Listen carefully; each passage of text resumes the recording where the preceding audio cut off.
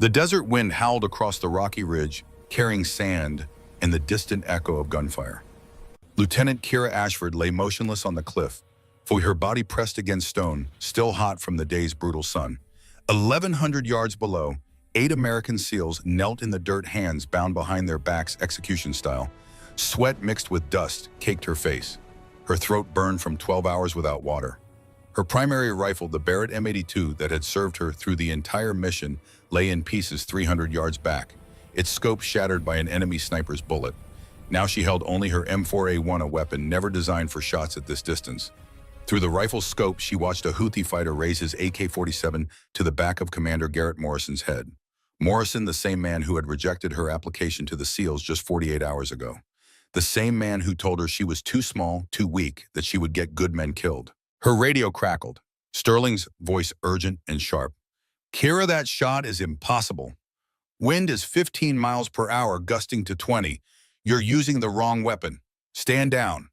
She didn't respond. Her finger found the trigger. Her breathing slowed. 62 beats per minute. 60. 58. The executioner's finger tightened on his trigger. Kira's world narrowed to the crosshairs, the wind, the mathematical certainty of physics and fate colliding in a single moment. She thought of her father, Master Chief Maxwell Ashford, teaching her to shoot when she was 12 years old. His voice in her memory, calm and steady. "Kira, a weapon is just metal and mechanics. But your judgment, your patience, your heart, that's what makes the impossible shot possible." She exhaled half a breath. The world stopped spinning. She fired, 1,100 yards, through desert wind that could push a bullet 3 feet off course, with a weapon designed for half that distance, against a moving target in failing light. The executioner's head snapped back. He dropped like a puppet with cut strings. Chaos erupted in the compound below. Searchlights blazed to life. Men shouted in Arabic. Automatic weapons fire ripped through the night, wild and undisciplined, seeking a target they couldn't see. Kira worked the bolt, acquired her second target, another fighter moving toward Morrison, and fired again. He fell. She fired a third time. Another man down. The fourth shot went wide as return fire smacked into the rocks around her position, forcing her to roll right away from the ledge. Her radio exploded with voices. Sterling, Dalton, Bryn, all shouting, all demanding she fall back, extracts, survive. She keyed her mic once. Just once. Her voice was steady, almost calm. "Mission isn't done. Morrison lives or I don't come home." Then she pulled the radio from her ear and moved into the darkness, hunting. 48 hours earlier, San Diego, California. The conference room at Naval Special Warfare Command smelled like coffee leather and decades of military tradition. 5 SEAL commanders sat behind a long table, their uniforms crisp, their faces weathered by sun and combat and time. Behind them, the flags of the American Navy, the SEAL Trident. To the side, framed photographs of naval warriors stretching back to Vietnam, to World War II, to legends who had earned their place in history through blood and sacrifice. Kira Ashford stood at attention in the center of the room. 27 years old, 5 foot 2 inches, 115 pounds. Her dress uniform was perfect ribbons earned through Army Ranger School expert marksmanship badges, the Combat Infantry Man Badge her father had received posthumously, and her mother had quietly pinned to her chest before she left for this interview. Commander Garrett Morrison sat in the center of the panel, 62 years old. Silver hair buzzed to stubble, eyes like chips of blue ice. A chest full of medals spanning 4 decades of service, Panama, Somalia, Afghanistan, Iraq. A man who had buried friends, who had led men through hell, who believed in the old ways with the conviction of someone who had survived when faith and tradition was all that stood between life and death. He held Kira's file like it was something fragile or explosive. "Lieutenant Ashford," his voice carried the roughness of 1,000 battlefield orders. "Your scores are exceptional. Top 5% at West Point. Ranger qualified. Perfect marks in marksmanship, a new record in fact. Shattered a 40-year-old standard set by..." He paused, looked down at the file. "Master Chief Maxwell Ashford." "My father, sir." Morrison's jaw tightened. Something flickered across his face, recognition, pain, memory. He closed the file with deliberate care. "Your father was one of the finest warriors I ever served with. A legend in the sniper community. His shot in Kandahar, 1,600 yards through a sandstorm, saved 32 Marines. They gave him the Silver Star posthumously when he died in 2012. "I know, sir. I was 13. The room fell silent. The other commanders shifted in their seats. One, a younger man, maybe 50, cleared his throat softly. Morrison's eyes never left her face. Then you understand what it means to serve, what it tends. Yes, sir. You understand that SEAL operations require physical strength beyond what most humans possess, that we routinely carry 80-pound packs through terrain that breaks men twice your size, that the ocean doesn't care about your scores or your name or your father's medals. It will drown you just the same. Kira's spine stayed straight, her voice stayed level. Sir, I carried 95 pounds through the Ranger Mountain course. I finished in the top 20%. I beat 80% of the male candidates. Rangers aren't SEALs. No, sir, they're Army, which is why I'm here to serve with the best. Morrison stood. He was tall, 6'3", and when he came around the table, he seemed to fill the entire room. He stopped 3 feet in front of her, looking down, measuring. I've been in this uniform for 40 years, Lieutenant. I've trained thousands of warriors. I've buried hundreds. And I've learned one absolute truth. In combat, the weakest link kills everyone. One person who can't keep up, who can't carry the load, who becomes a burden, that person gets the whole team killed. Sir, I won't be that person. You're 115 pounds. Sir, respectfully, my size is not my weakness. It's my advantage. I'm harder to spot. I need less water, less food. I can move through spaces larger operators cannot. And I can make shots they can't make because I understand patience. I understand precision. Morrison's face remained stone. You think being small is an advantage in the teams? I think, sir, that being underestimated is the greatest advantage any warrior can have. For a moment, just a heartbeat, something like respect flickered in Morrison's eyes. Then it was gone, replaced by the cold certainty of command. Your application is denied. The words hit like a physical blow. Kira felt her stomach drop, felt the heat rising in her face. But she didn't move, didn't flinch. Sir, may I ask why? Because I won't be responsible for another Ashford dying under my watch. Morrison's voice dropped low, meant only for her. Your father saved my life in Kandahar. Took a bullet meant for me. I carried him 5 miles to the evac zone and he died 20 feet from the helicopter. His last words were about you making sure you'd be taken care of. He stepped back, his face rigid with controlled emotion. I owed Maxwell Ashford everything. I won't repay that debt by sending his daughter into combat where her size, her strength will make her a liability. Request denied, dismissed. Kira saluted, sharp, perfect, professional. Then she turned on her heel and walked out of the room, her footsteps echoing in the hallway like gunshots. She made it to her truck before the tears came. Hot, angry, humiliating tears that she wiped away with the back of her hand, hating herself for the weakness. She'd trained for this for 5 years, given everything, proved herself again and again. And still, it wasn't enough. She drove on autopilot, barely seeing the California coastline, the late afternoon sun, turning the Pacific into liquid gold. She drove until she reached the cemetery. Fort Rosecrans National Cemetery sprawled across the hills overlooking San Diego Bay, row after row of white headstones marching in perfect formation, an army of the dead standing eternal watch. She knew the path by heart, Section 42, Row 17. Grave 23, Master Chief Maxwell Ashford, U.S. Navy SEALs, 1974-2012, beloved father warrior legend. Kira knelt in the grass. The stone was warm under her hand. Fresh flowers lay at its base, white lilies her father's favorite. Someone had been here recently. Someone who remembered. Hey, Dad? Her voice cracked. She cleared her throat, started again. So that went about as well as getting shot. Morrison said no, said I'm too small, said I'd get men killed. She laughed bitter. Said he wouldn't be responsible for another Ashford dying, like you dying was his fault somehow.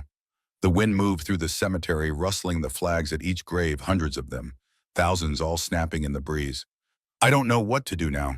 I've wanted this my whole life, since I was 12 and you took me to the range and taught me how a rifle breathes, how wind talks, how patience is the only thing that separates a good shot from an impossible one. She closed her eyes. You told me I had the gift. You told me I could be better than you. Was that a lie? Did you just say that because I was your daughter? Footsteps in the grass behind her. Slow, measured, the slight drag of a bad leg. He told you that because it was true. Kira spun hand instinctively, going to her hip, where a weapon would be if she were armed. A man stood 20 feet away. Old, late 60s with silver hair swept back from a face carved by weather and war. He wore jeans and a plain shirt, but he carried himself like a soldier, like someone who had spent his life being ready for violence. You were at the grave before me, Kira said. Not a question. Every month for 12 years. He moved closer, limping slightly on his left leg. Your father was my student, my friend, the best natural shooter I ever trained. Who are you, Kitanoa? Colonel Wyatt Sterling, retired. I ran the Marine Scout Sniper program for 15 years. Trained your father when he was 23, young cocky, thought he knew everything. Sterling smiled a sad expression. Took me about 3 days to break him of that. Then I taught him how to really shoot. Kira stood slowly. I've heard stories. Dad talked about you, said you made an impossible shot in Somalia Black Hawk Down. Saved a dozen men. Lost 3 fingers making that shot. Sterling held up his left hand. The ring middle and index fingers were gone, leaving only thumb and pinky. RPG explosion. But I got the shooter before he could fire again. Sometimes the kit is worth the mission. They stood in silence, the wind moving between them, carrying the smell of ocean and cut grass and memory. Sterling turned to the grave. Maxwell told me about you. Said you were special. Said you saw things other people didn't, angles, trajectories, possibilities. Said you made your first 1,000-yard shot when you were 14. He looked at her. Was he right? 1,050 yards. Wind was 8 miles per hour from the northwest. Target was a watermelon on a fence post. Kira's voice was steady now, professional. I compensated for Coriolis effect, barometric pressure, and temperature differential. Dad said it was beginner's luck. Made me do it again. And again. I made it 7 times out of 10. Sterling nodded slowly. And Morrison rejected you today. How did you? Because Garrett Morrison is an old war dog who thinks the only way to honor the dead is to protect their children from following the same path. Sterling's voice carried no judgment, only understanding. He rejected you because he loved your father. Because he blames himself for Maxwell's death. Because he looks at you and sees the ghost of his best friend. That's not fair. War isn't fair, Lieutenant. It's just war. Kira felt the anger building again, hot and righteous. So what, I just give up, abandon everything I've worked for because Morrison has survivor's guilt? Sterling studied her for a long moment. Then he reached into his jacket and pulled out a small notebook, leather-worn pages yellow with age. He held it out. Maxwell gave me this the night before his last mission. Said if anything happened to him, I should give it to you when you were ready. Sterling's voice roughened. I think you're ready now. Kira took the notebook with trembling hands. She recognized her father's handwriting, immediately neat, precise, each letter, formed with the same care he brought to every shot. She opened to the last page. Read the words written there. Sterling, if you're reading this to Kira, I'm gone. Don't let her mourn too long. Don't let her quit. She has something I never had, the perfect combination of patience and fire. She sees the world in angles and equations, but she feels it in her heart. Train her. Push her harder than you pushed me. She can take it. She's stronger than she knows. And when she's ready, when she's proven herself beyond any doubt, tell her this: being a warrior isn't about size or strength. It's about the moment when everything is impossible and you make the shot anyway. She'll understand. Kira's vision blurred. She closed the notebook, carefully holding it against her chest like a lifeline. Sterling's voice was gentle now. Elite SEALs were captured 3 days ago in Yemen. Houthi rebels backed by Iran. The men are being held in an old Soviet compound in the mountains. Intelligence says they'll be executed in 72 hours, public executions broadcast on the internet to humiliate America. Why are you telling me this? Because the government won't authorize a rescue. Too politically sensitive, too risky. But there are people, private contractors, former military, who believe those men deserve a chance. Sterling's eyes locked onto hers. I'm putting together a team, small, precise. We go in dark extract, the hostages disappear before anyone knows we were there. And you want me? I need a sniper who can make impossible shots. Someone who understands that sometimes the mission isn't about strength, it's about being in the right place with the right skills at exactly the right moment. He paused. Someone who has something to prove. Kira looked at the grave, at the notebook in her hands, at the cemetery stretching out in all directions, thousands of warriors who had made their choice, who had said yes when the mission called. Who are the hostages? Sterling's face remained neutral. 8 SEALs from Team 3, led by Commander Garrett Morrison. The irony hit like a punch. The man who had rejected her, the man who didn't believe in her, the man who thought she would get people killed. When do we leave? 72 hours. Training starts tomorrow morning. Nevada Desert, I'll send you coordinates. Sterling turned to go, then stopped. One more thing, Lieutenant. This mission is illegal, unsanctioned. If we're caught, the government will disavow us. We'll be labeled mercenaries, criminals. You'll lose your military career, your pension, possibly your freedom. And if we succeed, then 8 good men come home alive. And you'll have answered the only question that matters, not whether you're good enough for the teams, but whether you're willing to risk everything for warriors who don't believe in you. Kira looked at her father's grave one last time. She thought about Morrison's words, about the rejection, about the anger that had burned in her chest all afternoon. Then she thought about 8 men kneeling in the dirt waiting for rescue, waiting for someone to care enough to come for them. Send me the coordinates, Colonel. I'll be there. Sterling nodded. He started to walk away, then paused. Your father would be proud, Kira, not because you're doing this, but because you understand why it matters. Then he was gone, limping through the rows of graves, a ghost among ghosts. Kira stayed a moment longer. She placed the notebook carefully in her jacket pocket over her heart. She stood at attention and saluted Sharp Perfect, a daughter honoring her father's memory. Watch over me, Dad, she whispered. I'm going to make you proud. The wind answered, carrying the flags in a rippling wave of red, white, and blue. 60 hours later, Nevada Desert, the sun hammered down like a physical weight. 110 degrees, the kind of heat that made distance shimmer and turned the desert into a furnace. Kira stood at the edge of a shooting range carved into the mountainside, her gear laid out with military precision: Barrett M82 50 caliber rifle, 4A1 carbine, Sig Sauer P320 pistol, combat knife, tactical vest, communications equipment. Across from her, 3 other people waited. This was Sterling's team. This was her squad for the mission. Sterling himself stood off to the side, watching with the quiet intensity of a man who had spent his life evaluating warriors. Introductions, he said, his voice carried across the desert without effort. Quick and dirty. We don't have time for bonding. You need to know who has your back and what they bring to the fight. He pointed to a man standing near a vehicle, tall, muscular, dark hair, buzzed short, eyes hidden behind sunglasses. Sergeant Dalton Hayes, Delta Force for 8 years, breaching specialist, 217 confirmed operations. If it needs to explode, he makes it explode. If it needs to die quickly, he makes it die quietly. Dalton nodded once, didn't smile, didn't speak, just evaluated Kira with the cold assessment of someone who had seen too many people fail under pressure. Lieutenant Bryn Calloway. Sterling gestured to a woman near the medical supplies, early 30s, athletic build, strawberry blonde hair pulled back tight. Navy corpsman. 3 tours in Iraq, 2 in Afghanistan. She's kept more men alive in worse conditions than you can imagine. Communications expert. If something goes wrong with your body or your radio, she fixes it. Bryn met Kira's eyes and gave a small nod. Professional, measuring, not hostile, but not welcoming either. And Lieutenant Kira Ashford. Sterling's voice carried weight now, introducing her to the others like she was something worth their attention. Army Ranger qualified, West Point graduate, holds the new record for long-range precision shooting, broke a 40-year standard set by her father, Master Chief Maxwell Ashford. Some of you might remember that name. Dalton's sunglasses came off, his eyes narrowed. Maxwell Ashford, the Kandahar shot, 1,600 yards through a sandstorm.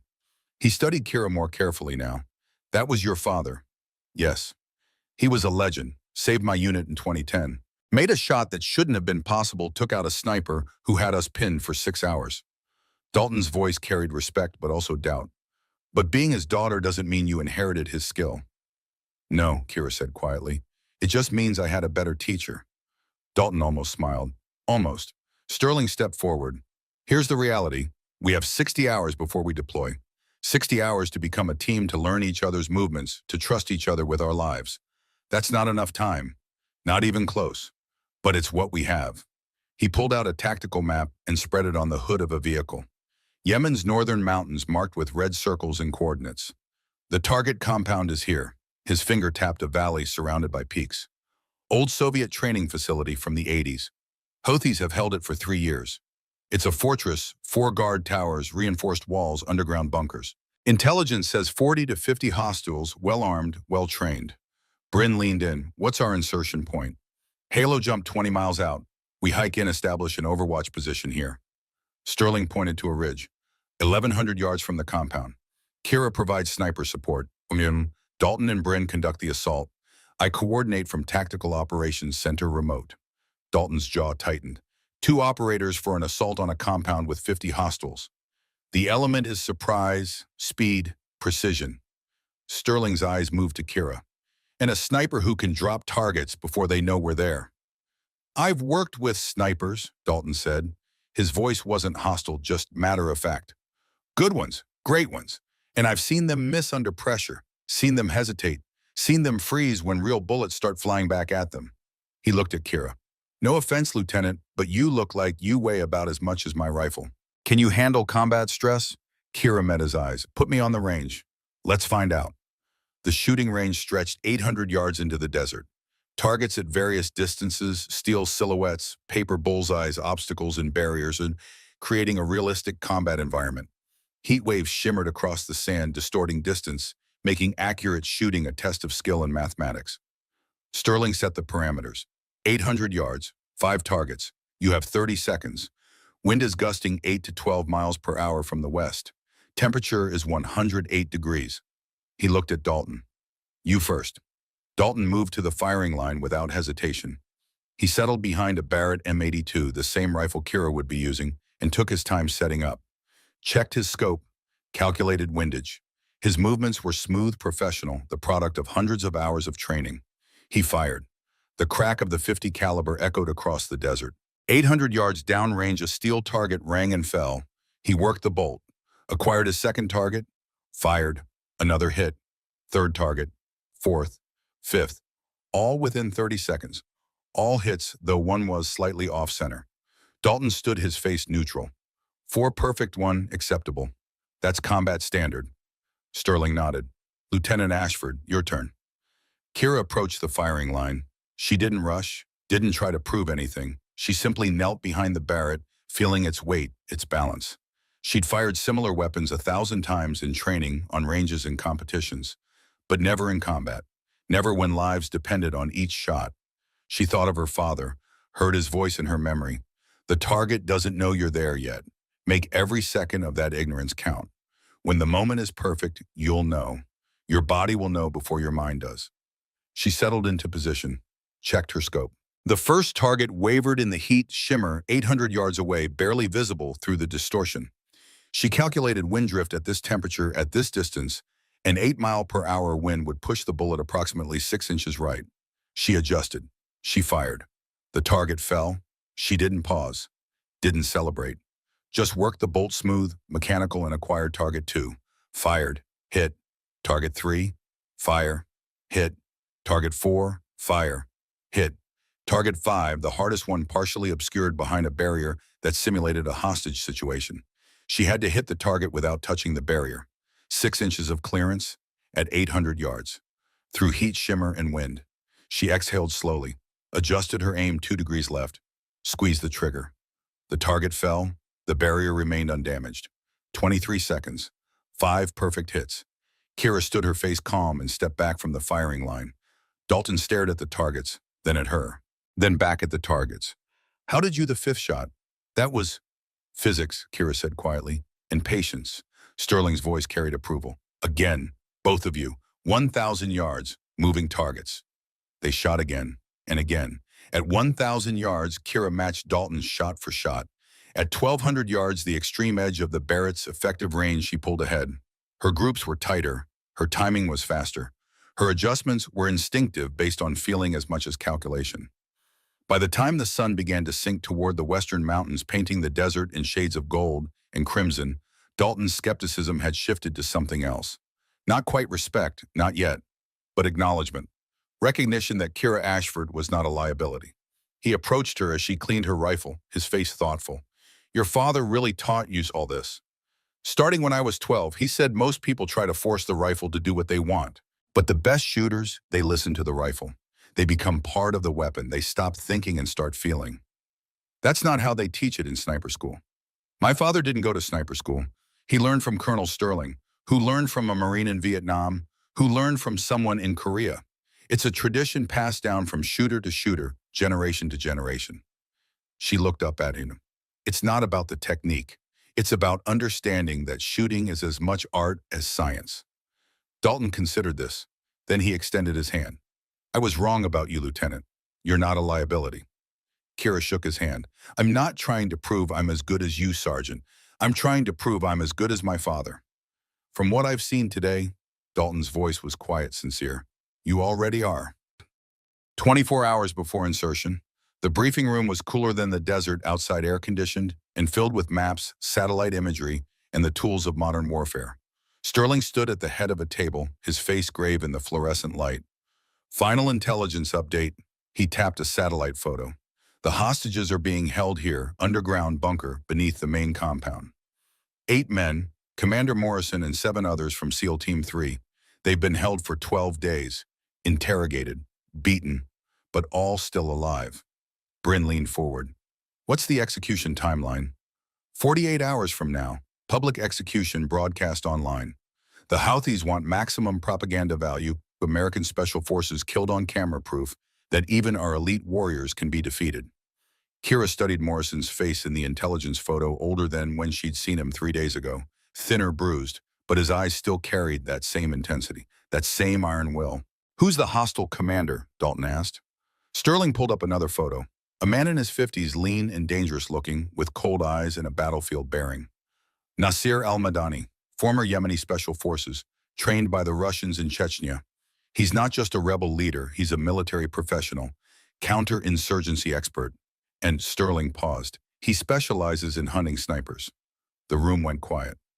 Explain, Kira said. Al-Madani has killed 7 Western snipers in the last 3 years. British, French, American. He studies their methods, uses counter-sniper teams, thermal imaging, coordinated sweeps. He knows every trick, every tactic. Sterling's eyes found Kira's. If you take a shot and miss, he'll find you, and he won't miss. Then I won't miss. Confidence is good, Lieutenant, but understand this isn't a training exercise. These men will be hunting you, and they're very, very good at it. Sterling spread out the tactical plan. Insertion is 0200 hours local time. Halo jump from 25,000 feet. We land here 20 miles from the target. 18-hour hike through mountain terrain, rough, steep, exposed.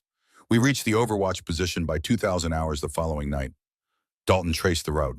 That's a lot of exposure time. If we are spotted, we won't be. Sterling's voice carried absolute certainty. We move at night, we stay off the roads. We become ghosts. He turned to Kira. You'll establish your position here. He pointed to a rocky outcrop on the satellite image. 1,100 yards from the compound. Elevated position, good sight lines, but also exposed. If they locate you, you'll have limited cover. I'll make it work. Your primary targets are the guard towers. 4 positions, 2 men each. You eliminate them silently using suppressed fire. Once the towers are clear, Dalton and Bryn move to the fence line. Then you provide overwatch. Any hostile that threatens the assault team, you drop them. Bryn looked at the compound. What about counter-sniper teams? Intelligence says Al-Madani has 4 dedicated snipers. Positions unknown. They'll be watching for exactly this kind of attack. Sterling's face was grim. Kira, you'll be their primary target. The moment you fire, they'll be hunting you. 4-on-1, man. Dalton shook his head. Those aren't good odds. No, Sterling agreed. They're not, which is why this mission requires someone who can think 3 moves ahead. Someone who understands that sometimes the best shot is the one you don't take. He looked at Kira. You'll be making life and death decisions in split seconds. No time to call for guidance. No time to second guess. You see a threat, you eliminate it. You see a risk, you adapt. Trust your training. Trust your instinct. Kira nodded. Her heart hammered in her chest, but her voice stayed steady. I understand, sir. One more thing. Sterling's voice dropped lower. If the mission goes wrong, if you're compromised, if the team is in danger, your priority is survival. Get to the extraction point. We'll abort and try again. And the hostages? There's no rescue if the rescued team is dead. The brutal logic of warfare. The cold calculation that sometimes saving 8 men meant sacrificing everything. Or saving nothing. Dalton spoke up. With respect, Colonel, if we're going in, we're bringing everyone out, all of us or none of us. That's not the mission. That's exactly the mission.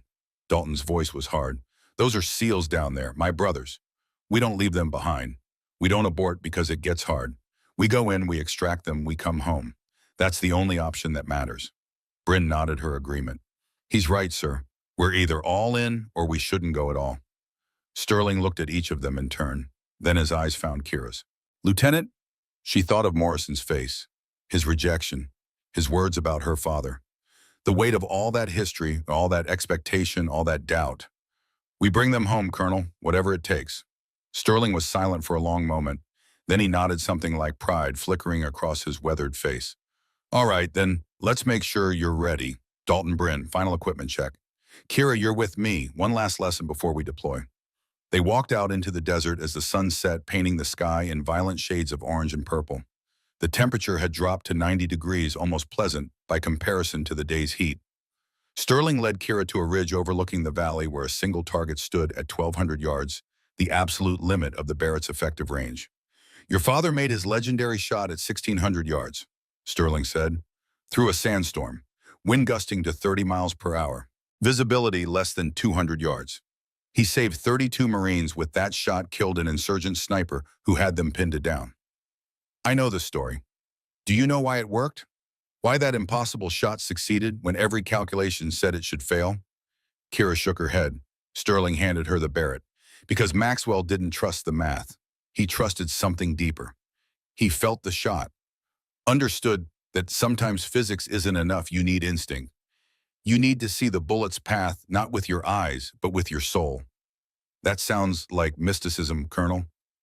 Call it whatever you want, but I've trained hundreds of snipers. The good ones follow the rules. The great ones know when to break them. He pointed at the target. Make the shot. Kira settled into position. 1,200 yards. No wind, rare in the desert, a gift. Temperature cooling.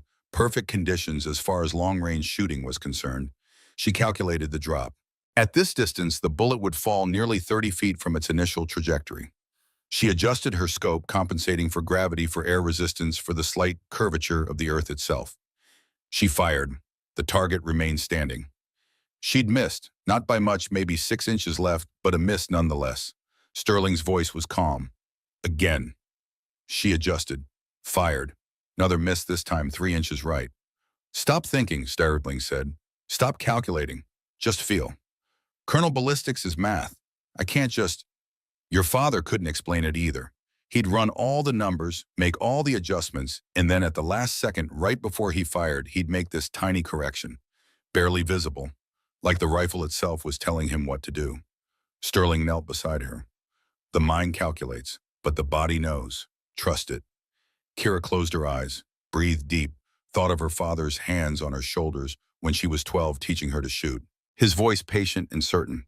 The target doesn't know you're there yet. Make every second of that ignorance count. When the moment is perfect, you'll know. Your body will know before your mind does. She opened her eyes, settled into the rifle, didn't look at her calculations, didn't second-guess her adjustments. She just aimed, breathed, and let her instinct guide the final tiny movement, barely a millimeter, just a whisper of correction. She fired. 1,200 yards away, the target fell. Sterling smiled, a rare expression on his weathered face. There it is. That's the gift. Your father had it. Now you have it. He stood, offered her a hand up. Tomorrow you'll need more than skill, more than training. You'll need that instinct. Because the mission will go wrong. Plans always do. And when chaos erupts, when everything is falling apart, that's when great warriors are born. They walked back toward the base in silence.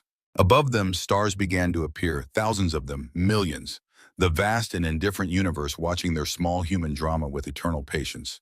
Kira thought about Morrison, about her father, about the 8 men waiting in darknesses, hoping for rescue, about the impossible odds and the brutal reality of combat. She thought about the moment just hours away now, when she would have to prove that being small, being underestimated, being doubted had made her into exactly the warrior this mission needed. Colonel, she said quietly, what if I fail? Sterling stopped, looked at her with those ancient knowing eyes. Then you fail, and 8 good men die, and you live with that for the rest of your life. He paused. But failure isn't determined by the outcome, Lieutenant. It's determined by whether you gave everything you had, whether you fought until there was nothing left to fight with, whether you honored the warriors who came before you by being worthy of their legacy. And if I succeed, then you'll understand what your father understood. That being a warrior isn't about the medals or the glory or the recognition. It's about the moment when everything is impossible and you take the shot anyway. Because someone has to, because lives depend on it, because that's what warriors do. He started walking again. Over his shoulder, his voice carried back to her on the desert wind. Get some rest, Lieutenant. Tomorrow we go to war. Kira stood alone under the stars. She pulled out her father's notebook, the one Sterling had given her at the cemetery, and opened to that last page. Read his words again in the fading light. Being a warrior isn't about size or strength. It's about the moment when everything is impossible and you make the shot anyway. She closed the notebook, looked up at the stars, whispered into the darkness. I'm ready, Dad. Watch over me. Guide my hand. Help me bring them home. The wind answered with silence. Tomorrow she would deploy. Tomorrow 8 men's lives would depend on her skill, her judgment, her courage. Tomorrow Lieutenant Kira Ashford would discover whether she was truly her father's daughter, or whether Commander Morrison had been right all along. The transport aircraft shook with turbulence at 25,000 feet. In the cargo bay, 4 figures sat in darkness, breathing oxygen through masks, preparing for a jump that would begin the mission or end it before it started. The temperature at altitude was minus 40 degrees. Ice crystals formed on the metal wall, glittering in the red jump lights. Kira checked her equipment for the 20th time. Main chute, reserve chute, oxygen, and altimeter. Weapons secured to her body, the Barrett M82 in a hard case strapped to her back, the M4A1 across her chest, the Sig Sauer on her hip. 85 pounds of gear, more than half her body weight.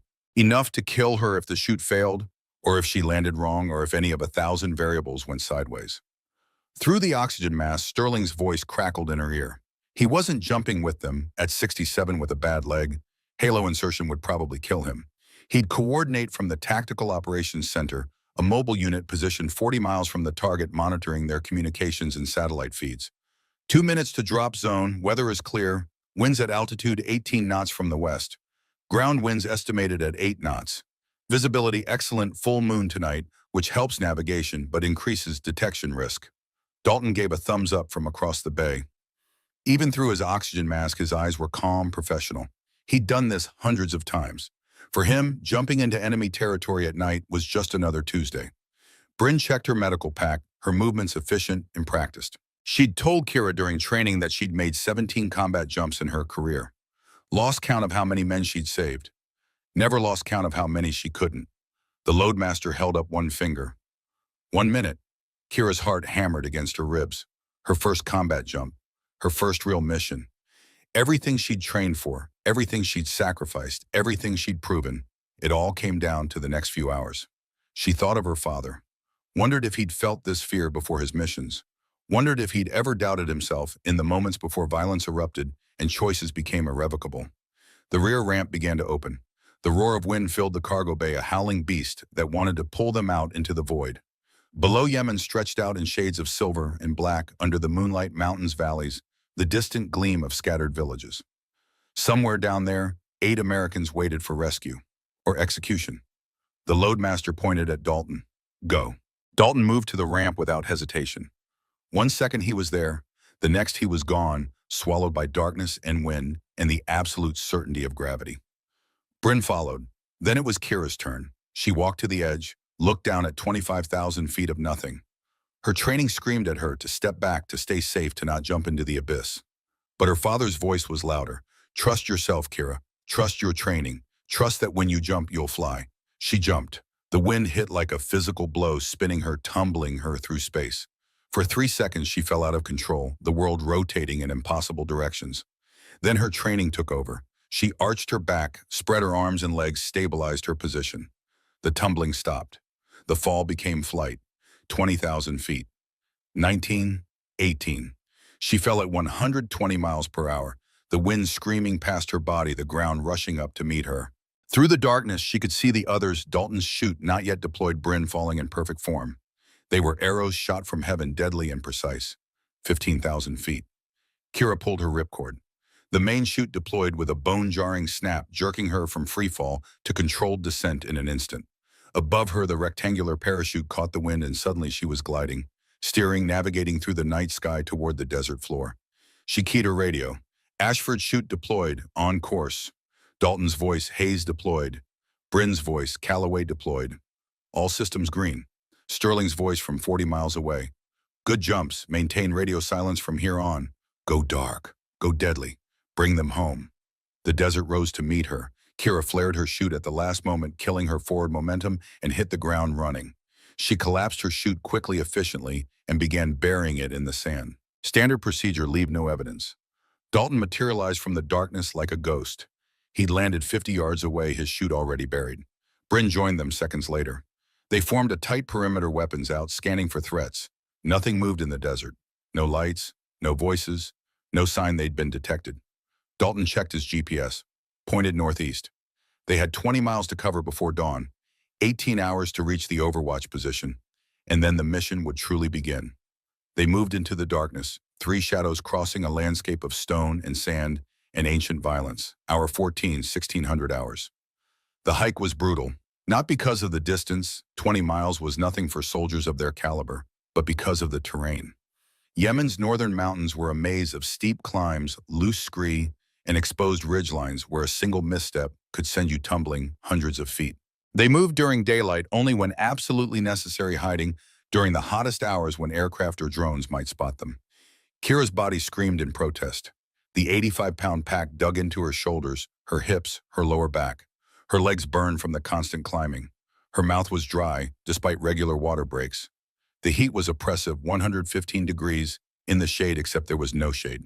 But she never asked to rest, never complained, never showed weakness. Dalton watched her with growing respect. He'd expected her to slow them down, to need extra breaks, to struggle with the weight and the heat and the brutal reality of infiltration. Instead, she kept pace. When they climbed, she climbed. When they ran, she ran. When they stopped, she immediately began scanning their perimeter, weapon ready, eyes alert. At hour 12, they'd taken cover in a dried riverbed to wait out a Yemeni military patrol, 3 trucks moving along a distant road. They'd lain motionless for 90 minutes while the patrol passed, then passed again on its return route. Kira hadn't moved, hadn't shifted position, just lay in the sand like a stone, patient and still.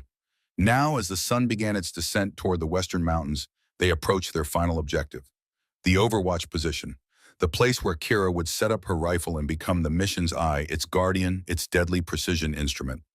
Dalton called a halt at the base of a rocky ridge. He studied the terrain through binoculars, then consulted the satellite imagery on his tablet.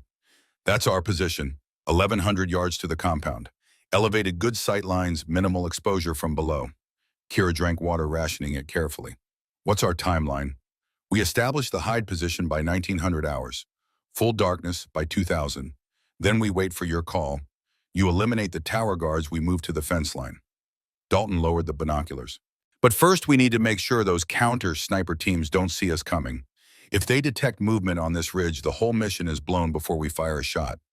They waited for darkness, waited as the temperature dropped from unbearable to merely oppressive. Waited as the sun painted the mountains in shades of red and gold, then purple, then black. At 1845 hours, they moved. The final approach took 45 minutes of slow, careful climbing. Every step was calculated. Every movement was deliberate. They were predators now stalking prey that was also hunting them. Kira reached the hide position first. It was perfect, a natural formation of rocks that provided cover from below while offering clear sight lines to the compound. She immediately began setting up the Barrett, arranging her equipment with the precision of ritual. Rifle, ammunition, spotting scope, rangefinder, wind meter. Through the scope, the compound materialized. 4 guard towers at the corners, exactly as intelligence had reported. Machine gun nests in each tower, 2 men visible. The main building's concrete structures built by Soviets decades ago, now crumbling, but still functional. The courtyard where prisoners would be executed. And the bunker entrance, a heavy steel door set into the ground where the hostages were being held.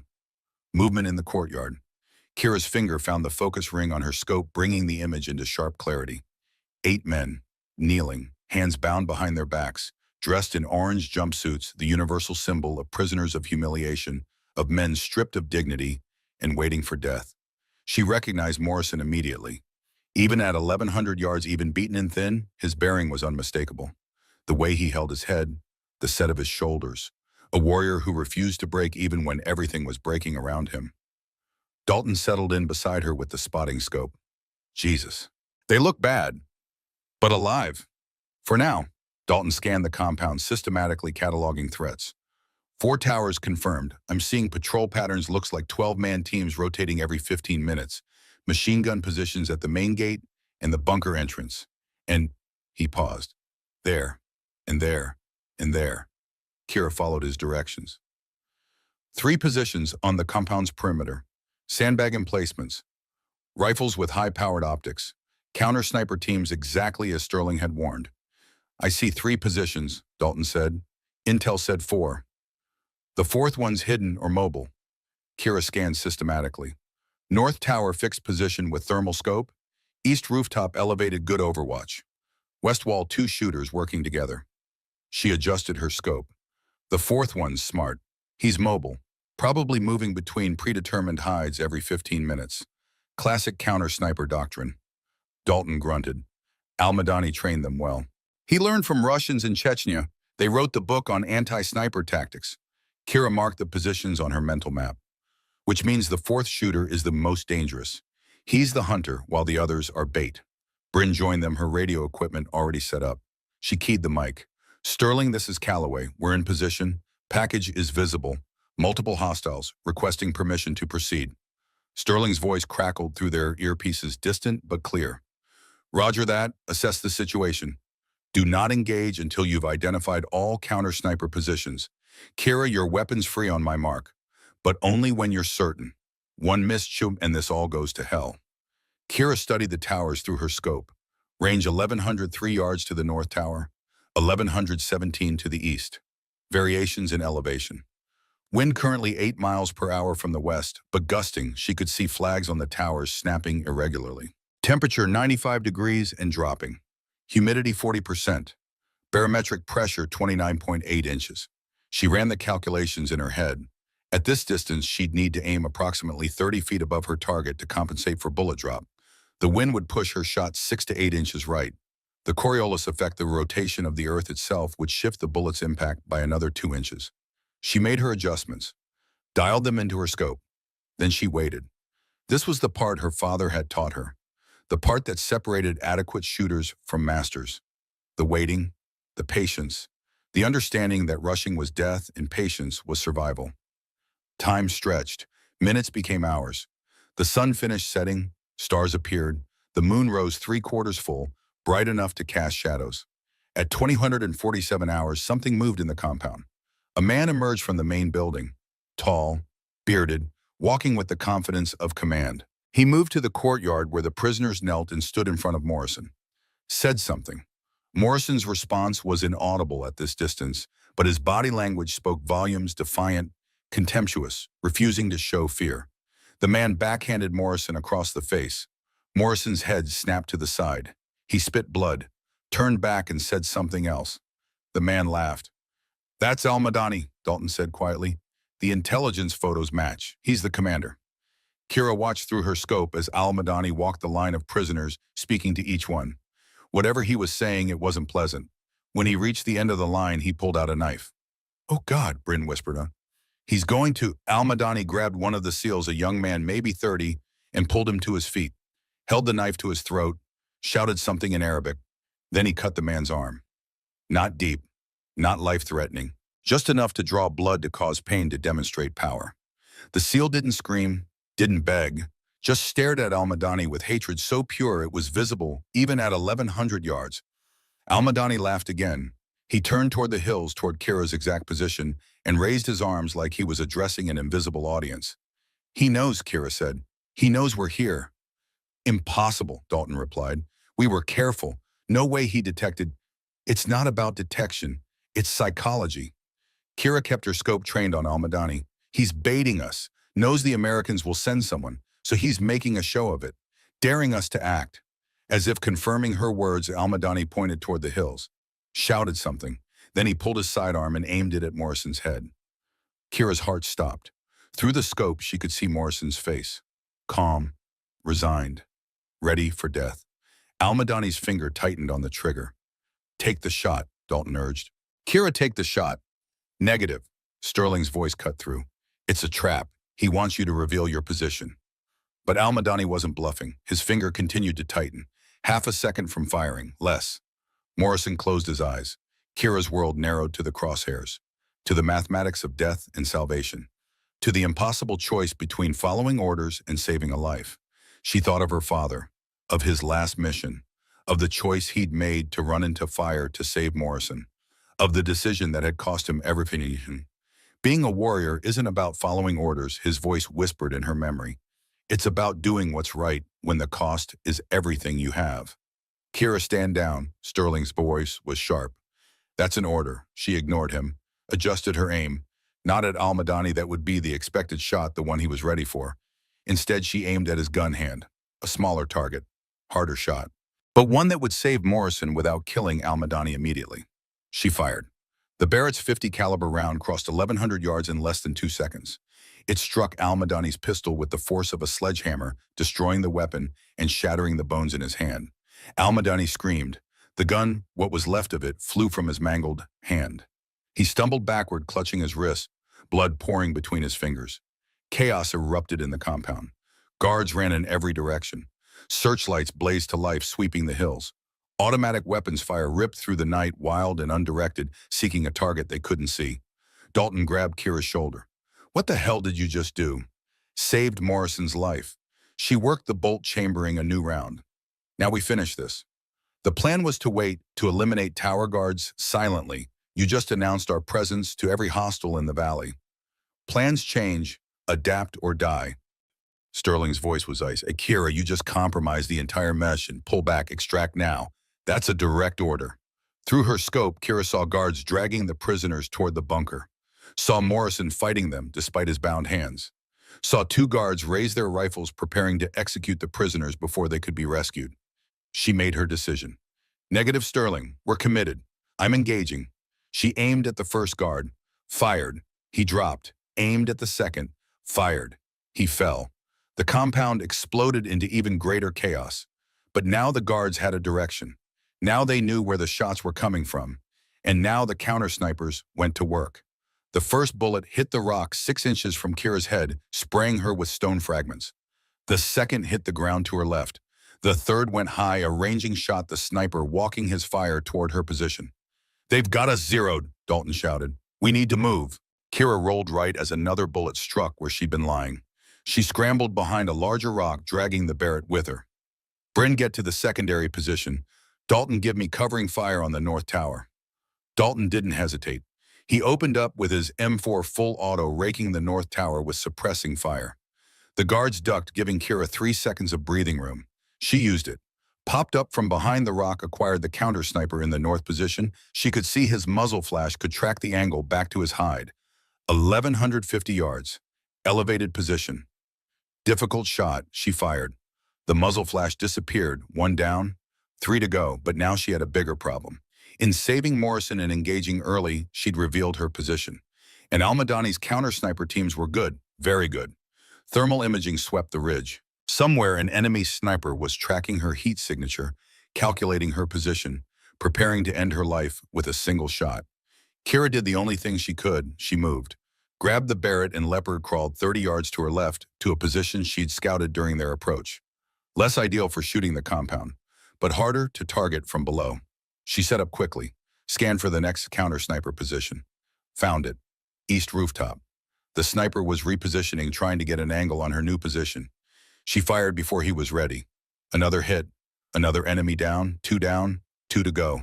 Dalton reached her new position, breathing hard.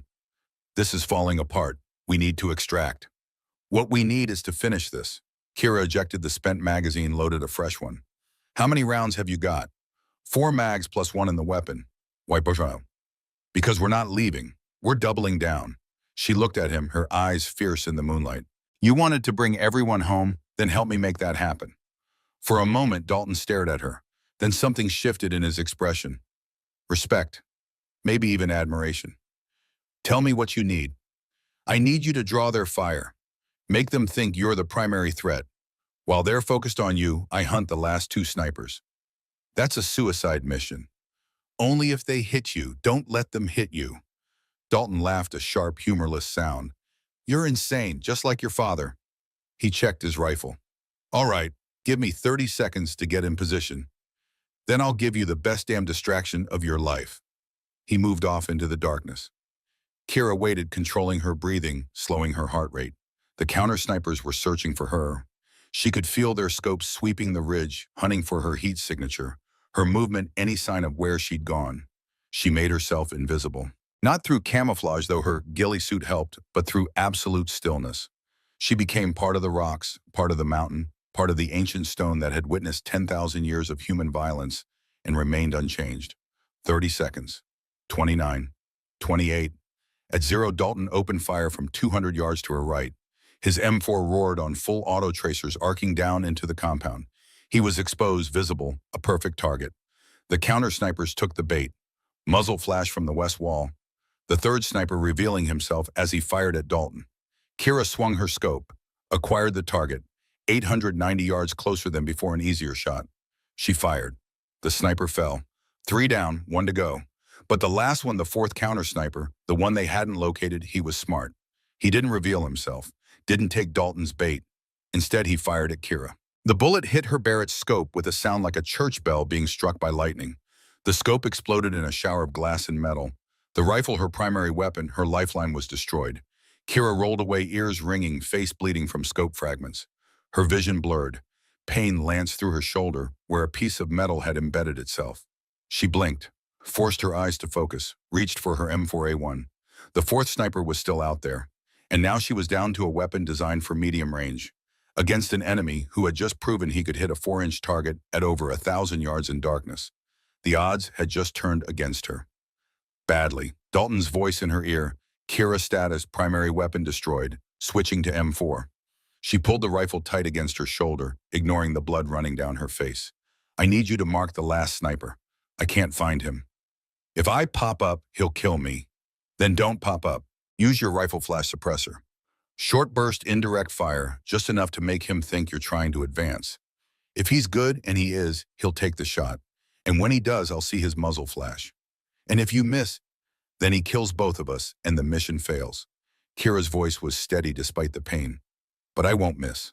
Silence on the radio, then. Your father really was a legend, wasn't he? Yes. Guess it runs in the family. All right, on 3. 1, 2, 3. Dalton fired a 3-round burst into the air, not at any target, just noise and flash. Professional shooters would recognize it as suppressing fire, as movement preparation. The fourth sniper recognized it and took the shot. Muzzle flash, northwest corner of the compound. Rooftop position partially hidden behind a ventilation unit. Kira saw it, tracked it, calculated distance 920 yards. Wind still 8 miles per hour. But she was using an M4A1 now, not the Barrett. Different ballistics, different trajectory. The M4 was effective to 600 yards, maybe 800 with perfect conditions. She needed to make a shot at 920 yards. In darkness, with wind, using a weapon not designed for this range. It was impossible. She fired anyway. Not once. She emptied half her magazine-controlled pairs, adjusting, after each shot, walking her fire up toward the target like a sniper in reverse. On the 7th round, she saw the body fall from the rooftop. 4 counter snipers, all eliminated. Dalton's voice carried disbelief. Did you really just make that shot? Physics and probability. If I couldn't hit him with a 1 bullet at this range, I'd hit him with 10. That's not how sniper doctrine works. I'm writing new doctrine. Kira reloaded her M4. Now let's finish this. Bryn moved to the fence line. Dalton with me. We're going in hot. Sterling's voice cut through, and this time there was no anger. Just a kind of awed respect. Kira, you just eliminated 4 trained snipers in under 10 minutes with 2 different weapons. You made shots that shouldn't be possible. And you're now going to assault a compound with 40 hostiles using a force of 3 operators. Correct, sir. Your father would be proud. A pause. Don't make me regret saying that. Bring them home. Roger that. Kira stood. Her face was bleeding. Her shoulder throbbed where the scope fragment had hit. Her primary weapon was destroyed. Her ammunition was running low. But the counter snipers were dead. The towers were vulnerable. And 8 Americans were waiting for rescue. She looked at Dalton, at Bryn moving through the darkness toward the compound fence, at the chaos below where guards ran in confusion, where searchlights swept blindly, where Morrison and 7 other SEALs were being dragged back toward the execution yard. This was the moment, the point where planning ended and instinct began, where training became action, where doubt became certainty. Let's go get our boys, she said. And then Lieutenant Kira Ashford, daughter of Maxwell's student, of Sterling, doubted by Morrison, rejected by the system, ran down the mountainside toward a compound full of enemies with nothing but an M4A1 40 rounds of ammunition and the absolute conviction that sometimes impossible shots were the only shots worth taking. The assault had begun, and this time there would be no retreat. The compound, 14 hours. Dalton reached the fence line first. He planted charges with practiced efficiency, small-shaped explosives designed to cut through chain link without excessive noise. Kira provided overwatch from 50 yards back, her M4 sweeping for threats. The compound was still in chaos from her sniper work. Guards shouted contradictory orders. Some took defensive positions. Others ran toward the bunker where the prisoners were held. No one seemed to be in command. Al-Madani had disappeared, probably getting medical treatment for his shattered hand. Charges set, Dalton whispered into his mic. Detonation in 5, 4, 3, 2. The explosion was sharp and precise. A section of fence peeled back like opening a door. Dalton went through first weapon up, moving in the practiced combat glide of someone who had breached 1,000 objectives. Kira followed. Bryn came last, her medical pack bouncing against her back, her rifle ready despite the life-saving equipment weighing her down. They moved toward the bunker entrance, 30 yards of open courtyard, completely exposed. If the guards organized, if someone took charge, the 3 Americans would be cut down in seconds. But confusion was their ally. The guards expected a larger force, expected helicopters and armored vehicles and the full weight of American military power. 3 operators moving quietly through the darkness wasn't in their threat assessment. Kira dropped a guard who stumbled into their path 2 rounds center mass. He fell without a sound. Dalton took out another who emerged from a doorway. Bryn covered their rear. They reached the bunker entrance. Heavy steel door locked from inside. Dalton examined it, shook his head. Shaped charges will breach it, but the noise will alert everyone. We'll lose surprise. We already lost surprise when I shot Al-Madani. Kira studied the door. Then she noticed something, a ventilation shaft to the right, partially concealed by sandbags. There, air intake for the bunker, probably connects to the interior. Too small for me, Dalton said. He looked at Kira. But you Brian, I can fit. She was already moving, pulling the sandbags aside. The shaft was 18 inches square, tight, claustrophobic, but navigable. She stripped off her tactical vest, keeping only her M4 and pistol. Give me 5 minutes. If I'm not back, blow the door and come in shooting. Kira. 5 minutes, Dalton, then chaos, understood. He nodded reluctantly. Good luck. She entered the ventilation shaft head first, pulling herself forward with her elbows. The shaft was dark hot and so narrow her shoulders scraped the sides. She breathed slowly, fighting the panic of enclosed spaces, the animal fear of being trapped in darkness with no room to move. 15 feet. 20. The shaft angled downward. She slid forward, controlling her descent, her rifle digging into her ribs. Light ahead. The shaft opened into a larger space, the bunker's interior. She could hear voices below. At least 3 speakers, maybe more. She reached the opening. It was a ceiling vent 10 feet above the bunker floor. Below she could see the layout. Large concrete room, minimal furniture, and against the far wall, the 8 Americans bound and kneeling, a guard standing over each one. Al-Madani was there too, his hand wrapped in bloody bandages, his face twisted with pain and rage.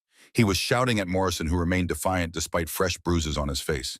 Kira assessed the tactical situation. 8 prisoners, 8 guards, Al-Madani, 17 potential hostiles in a confined space. She had 1 M4 with 30 rounds remaining, and no backup for 5 minutes. The mathematics were brutal, but possible. She waited for the right moment, waited as Al-Madani's rage built, waited as he pulled out his pistol with his good hand and pressed it against Morrison's temple. You Americans think you're invincible, Al-Madani said in heavily accented English. Think you can invade our lands, kill our people, and face no consequences. Tonight you learn. Tonight the world watches your commander die. Morrison's voice was steady. The only thing the world will learn is that you're a coward who hides behind hostages. Al-Madani's finger tightened on the trigger. Kira dropped from the ceiling vent. She fell 10 feet, landed in a combat roll, came up with her M4 already firing. The element of surprise bought her 3 seconds in eternity in close quarters combat. Guard 1, 2 rounds, center mass down. Guard 2, 2 rounds, chest eliminated. Guard 3 turning toward her, too slow, 2 rounds, throat and head dead before he hit the ground. Al-Madani spun his pistol, tracking toward her. Kira fired first, hit him in the shoulder, knocking him backward. His pistol clattered away. Guards 4 and 5 fired at her. She dove behind a concrete pillar. Rounds sparked off Stone, filling the air with dust and fragments. She blind-fired around the pillar, not aimed shots, just suppression, buying herself seconds. In those seconds, Morrison made his move.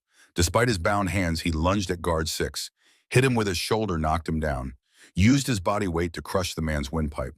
The other SEALs weren't idle. Guard 7 went down to a coordinated tackle from 3 prisoners who threw themselves at him despite their bonds. Guard 8, a boy couldn't be more than 16, burst through the doorway, AK-47 raised.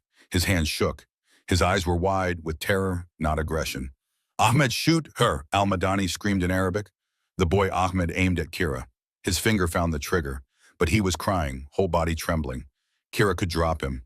Easy shot, center mass. 2 seconds and the threat would be eliminated. But she saw his face, saw someone's son, someone forced into this moment. She lowered her rifle slightly, spoke in Arabic words her father had taught her. "You don't have to do this. Put down the weapon. Walk away, I won't follow." Ahmed stared at her. The AK-47 wavered. "Shoot her," Al-Madani roared.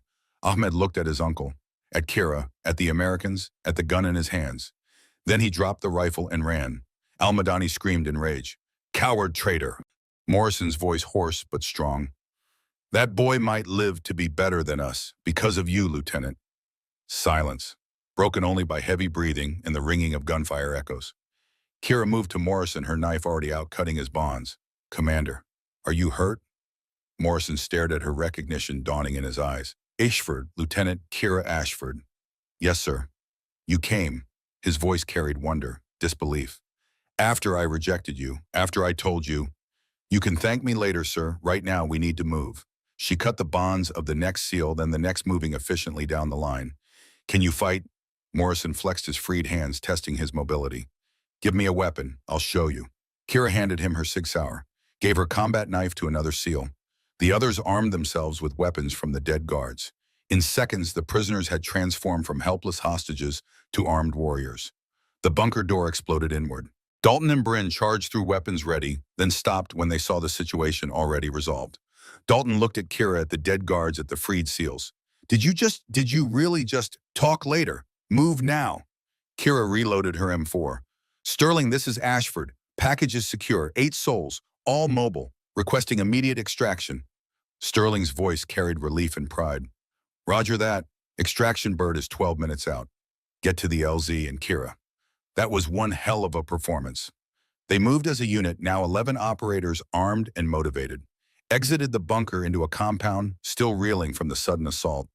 Guards were beginning to organize to understand what had happened. Automatic weapons fire erupted from multiple positions. Kira took point, using her M4 with brutal efficiency. She'd moved beyond thinking, beyond calculating. She operated on pure instinct. Now see threat, eliminate threat, advance, repeat. A technical mounted with a heavy machine gun roared to life near the gate. The gunner swung the weapon toward the escaping Americans. Kira couldn't penetrate the vehicle's armor with her M4, couldn't kill the gunner from this angle, but she could see the fuel tank exposed, vulnerable 50 yards away. She fired. 3 rounds. 2 missed. The third hit the tank. Nothing happened for half a heartbeat. Then the technical exploded in a fireball that lit up the compound like daylight. The gunner's screams were mercifully brief.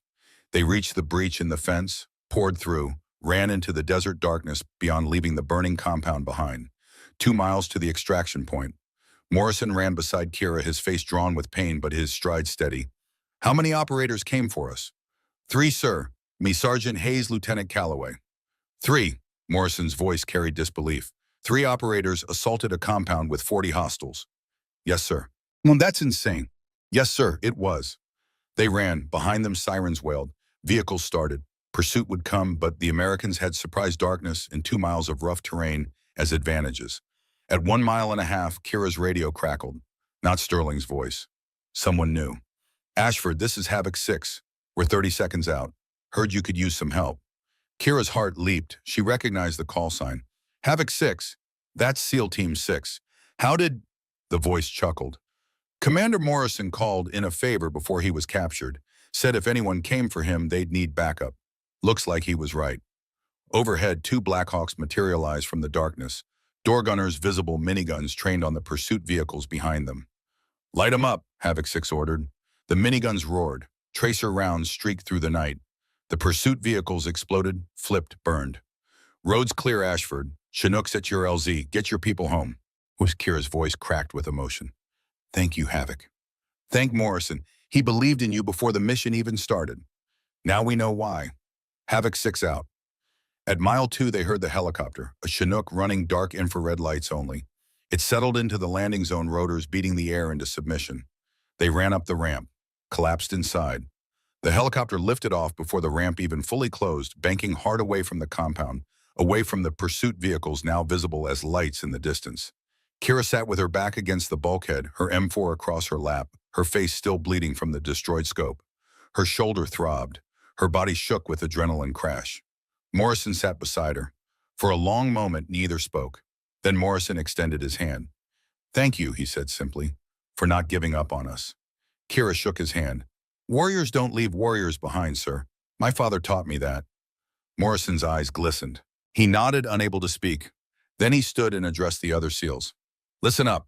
This woman, Lieutenant Kira Ashford, just pulled off one of the most audacious rescues in SEAL history. 3 operators, 40 hostiles, 4 enemy snipers eliminated, compound breached, all hostages recovered, 0 friendly casualties. I want every one of you to remember this moment. Remember that size doesn't matter. Gender doesn't matter. What matters is heart, courage, and the absolute refusal to quit. The SEALs, battered, exhausted, freed from certain death, gave a ragged cheer. Kira just sat there bleeding and bruised and too tired to move. But she was smiling. Because she'd done it, proved herself, saved 8 lives, made her father proud, and somewhere she knew Maxwell Ashford was watching, and smiling too. The helicopter carried them through the darkness toward safety, toward home, toward whatever came next. Behind them, Yemen burned. Ahead, a new chapter was beginning. The hospital room was too white, too clean, too sterile. Everything smelled like antiseptic and filtered air. Kira lay in the bed, her left shoulder wrapped in bandages, an IV drip feeding painkillers into her system.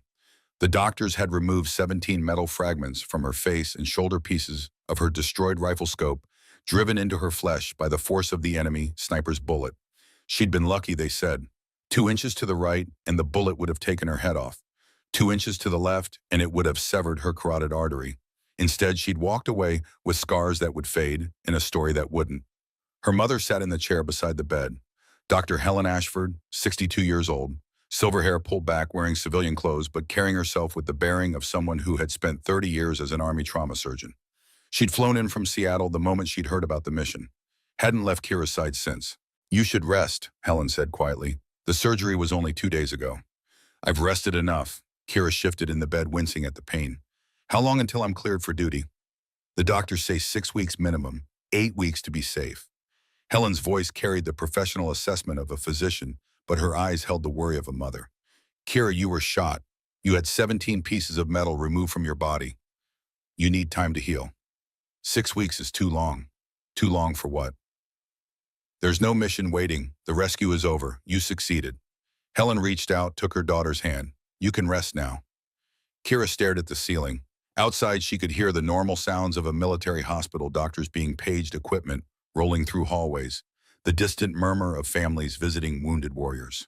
She'd spent 13 years dreaming of serving, of following her father's path, of proving herself in combat. And now that she'd done the impossible thing, all she felt was empty. Mom, do you think Dad would be proud? Helen's eyes glistened. Baby, he would be beyond proud. He would be amazed.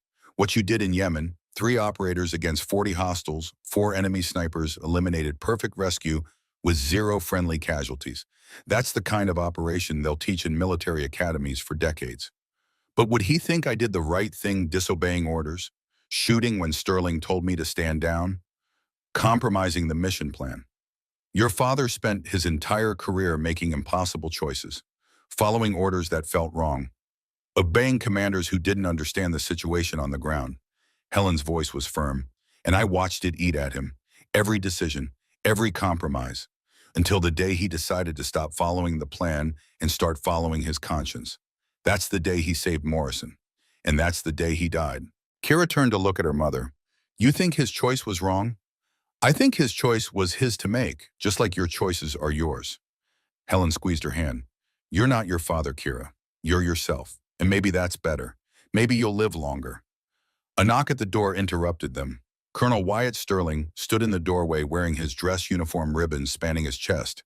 He looked older than he had in the Nevada desert. The mission had aged him, added lines to his weathered face. Mrs. Ashford, he nodded respectfully to Helen. May I speak with Kira? Helen stood. I'll give you privacy. I need coffee anyway. She kissed Kira's forehead. Don't let him recruit you for anything while you're on painkillers. Sterling waited until Helen left, then pulled the chair closer to the bed. For a long moment, he just studied Kira's bandaged face. You look like hell, Lieutenant. Thank you, sir. You're too kind. Sterling almost smiled. Morrison visited yesterday. Did you know that? No, sir, I was unconscious. He sat in that chair for 3 hours. Didn't say a word. Just sat there watching you breathe. Sterling's voice softened. I've known Garrett Morrison for 40 years. Served with him in Panama, Somalia, Afghanistan. Never seen him cry. Until yesterday. Kira said nothing. He blames himself for your father's death. Always has. Maxwell ran into enemy fire to save him. Took 3 bullets, died before the medevac arrived. Morrison carried that guilt for 12 years.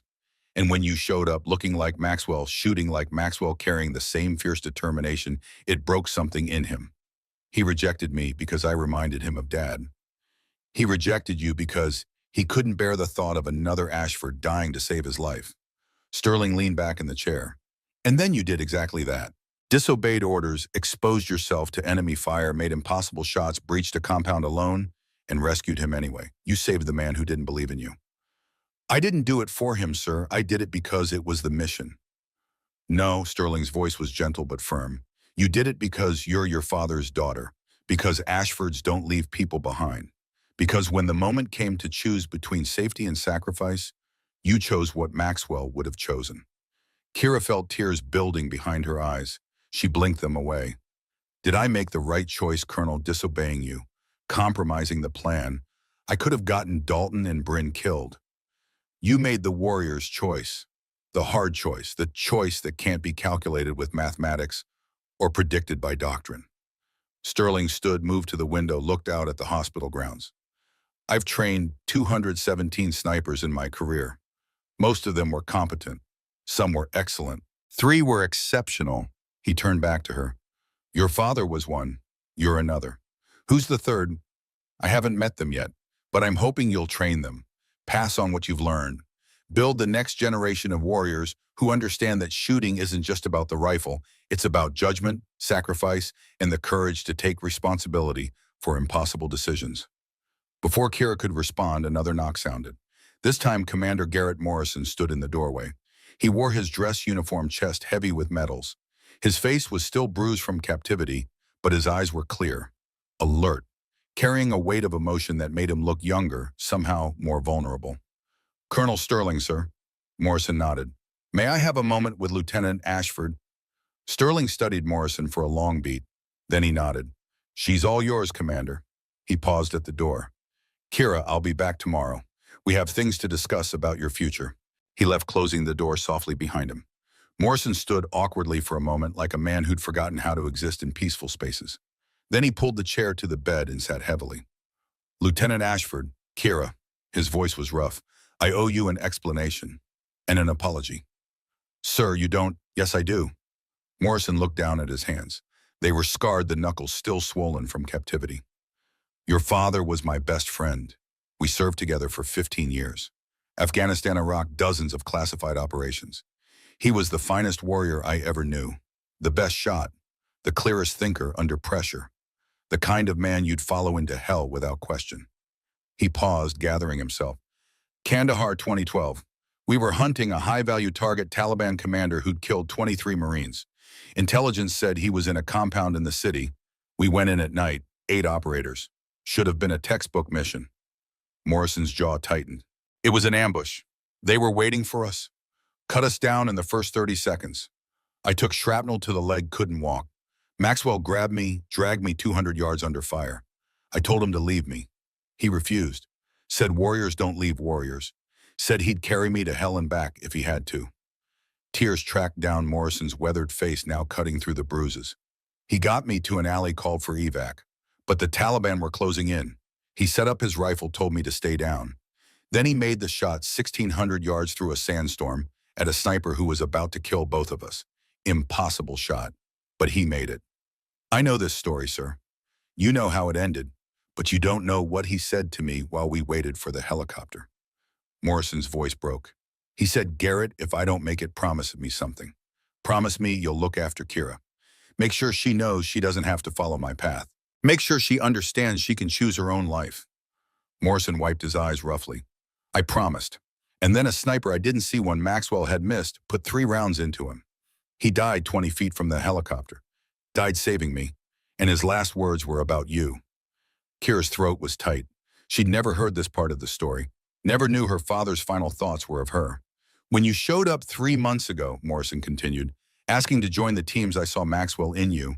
Same eyes, same determination, same refusal to accept limits. And I panicked because I'd promised to protect you, to make sure you didn't follow his path to an early grave. So you rejected me. I rejected you because I'm a coward, because I couldn't face the possibility of another Ashford dying under my command, because I convinced myself that keeping you safe meant keeping you away from combat. Morrison met her eyes. I was wrong about everything. You're not Maxwell.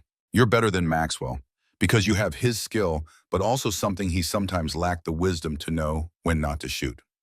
What do you mean? In Yemen, when you shot my pistol out of al-Madani's hand instead of killing him, when you saved my life, but also preserved the possibility of capturing him alive for intelligence, Maxwell would have taken the headshot. Simpler, cleaner. You made the harder choice, the precise shot that saved me without creating an international incident over killing an enemy commander. Morrison's voice carried respect. That's not just marksmanship. That's judgment. That's what separates good snipers from legendary ones. He reached into his uniform pocket and pulled out an envelope. Official, embossed with the Navy Special Warfare seal. The Precision Marksman Unit is being established. 6 positions, female candidates now eligible. The program integrates snipers into SEAL operations with the understanding that precision shooting is both art and science. That the best snipers aren't necessarily the biggest or strongest. They're the ones with the clearest judgment under pressure. He held out the envelope. This is an official offer, Kira. First in slot, no trial period, no probation. You've already proven yourself beyond any standard we could set. Kira took the envelope with trembling hands, opened it, read the official letterhead, the formal language, the invitation that represented everything she'd worked for. Sir, I need to think about this. Morrison looked surprised. You don't want it. I don't know what I want. 2 weeks ago, all I wanted was to prove myself, to show everyone who doubted me that I belonged. And I did that. But now, she gestured at her bandages. Now I'm not sure what proving myself cost, or if the cost was worth it. What did it cost? Pieces of myself. The person I was before I killed my first human being. Before I made choices that saved 8 lives but ended a dozen others. Before I understood that being a warrior means carrying death in your heart forever. Morrison nodded slowly. That's the weight your father carried. That every combat veteran carries. The knowledge that you've ended lives. That those lives, enemy or not, had families' histories, futures that you erased. How did Dad live with it? By believing in the mission. By trusting that the lives he took were taken to save more lives. By understanding that evil exists in the world and good people have to be willing to fight it, even when fighting leaves scars. Morrison's voice was gentle. And by having people he loved like you to remind him what he was fighting for. Kira looked at the envelope, at the invitation to join an elite unit, to become exactly what she'd dreamed of being. Can I have time to decide? Take all the time you need. The offer stands whenever you're ready. Morrison stood. But Kira understands something. What you did in Yemen, that wasn't just about proving yourself. You saved 8 lives, 8 men who have families, children, futures. Whatever darkness you're carrying now, remember those 8 lights you preserved. He moved to the door, then paused. Your father would be so proud of you. Not because you're a great shot, but because you're a great human being who happens to be a great shot. That's the difference that matters. Then he was gone, leaving Kira alone with her thoughts, her pain, and the envelope that represented her future. 6 weeks later, Naval Amphibious Base Coronado. The physical therapy had been brutal. 6 weeks of rebuilding strength, flexibility, range of motion. 6 weeks of pain that sometimes made her want to quit, to walk away, to accept that maybe she'd given enough. But every morning she'd woken up and chosen to fight, chosen to push through the pain, chosen to become stronger than she'd been before the injury. Now she stood on the shooting range at Coronado, her shoulder healed enough to handle a rifle's recoil, her body cleared by medical for full duty. The Barrett M82 rested on the bench before her, a new one identical to the weapon destroyed in Yemen. Sterling stood beside her. 800 yards, 5 targets, standard qualification course. Sir, I've already qualified. Humor an old man. I want to see if Yemen changed you. Kira settled behind the rifle, checked the scope, perfect optics, crystal clear, adjusted for wind elevation temperature. The calculations came automatically now, muscle memory and instinct combining. She fired. Target 1 fell, target 2, target 3, 4, Fibrev. 5 shots, few hits, 23 seconds. Sterling nodded. You haven't lost a step. If anything, you're faster. Combat does that, sir, makes you efficient. Or it breaks you. Sterling's eyes were serious.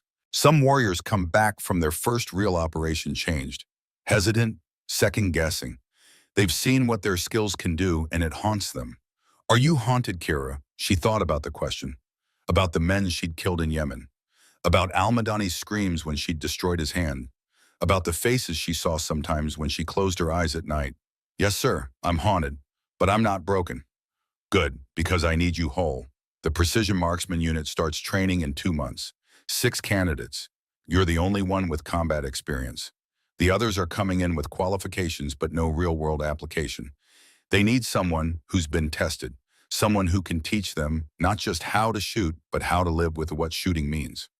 Sir, I'm 27 years old. I've been in 1 combat operation. I'm not qualified to teach. You're more qualified than anyone else I know under the age of 60. Sterling's voice was firm. You've proven you can make impossible shots under impossible conditions. You've proven you can lead when plans fall apart. You've proven you have the judgment to save lives instead of just taking them. That's what the PMU needs, not just shooters, but warriors who understand the weight of the rifle. He pulled out a folder, handed it to her. The other 5 candidates, read their files. In 2 months, you'll be training alongside them.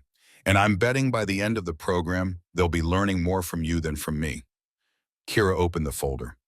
5 faces, 5 backgrounds, names she didn't recognize but would soon know intimately.